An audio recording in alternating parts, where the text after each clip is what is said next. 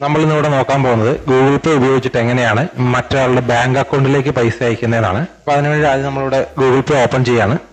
അത് കഴിയുമ്പോൾ ഇതുപോലത്തെ സ്ക്രീനാണ് വരിക. ഇവിടെ ഫസ്റ്റ് തന്നെ ബാങ്ക് ട്രാൻസ്ഫർ എന്നൊരു ഓപ്ഷൻ നിങ്ങൾക്ക് കാണാൻ സാധിക്കും. ഈ ബാങ്ക് ട്രാൻസ്ഫർ സെലക്ട് ചെയ്യുക.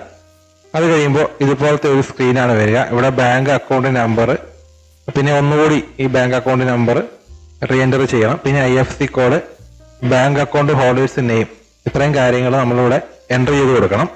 നമുക്ക് അക്കൗണ്ട് നമ്പറും രണ്ടോട്ട് എൻ്റർ ചെയ്ത് കഴിഞ്ഞാൽ നമ്മൾ IFSC കോഡ് അടിച്ചു കഴിഞ്ഞാൽ ഓട്ടോമാറ്റിക്കായിട്ട് ഇതുപോലെ സെർച്ച് വരും. അത് കഴിഞ്ഞിട്ട് ഇതുപോലെ സ്ക്രോൾ ചെയ്ത് കഴിഞ്ഞാൽ പേരും കൂടെ അടിച്ചു കൊടുക്കണം കേട്ടോ. പേരും കൂടെ അടിച്ചു കൊടുത്തു കഴിഞ്ഞാൽ കൺഫേം കൊടുക്കുക. അപ്പോൾ ഇതുപോലെ വരും.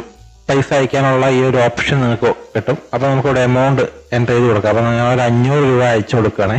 കോഡ് എൻ്റർ ചെയ്യുക. അത് കഴിയുമ്പോൾ ടിക്ക് മാർക്ക് സെലക്ട് ചെയ്യുക. പൈസ സെൻഡ് ആയിട്ടുണ്ട്. നമുക്കിത് വന്നോ നോക്കാം. ഇപ്പുറത്ത് ഇവിടെ നിങ്ങൾക്ക് കാണാൻ സാധിക്കും. ഇവിടെ പൈസ 500 രൂപ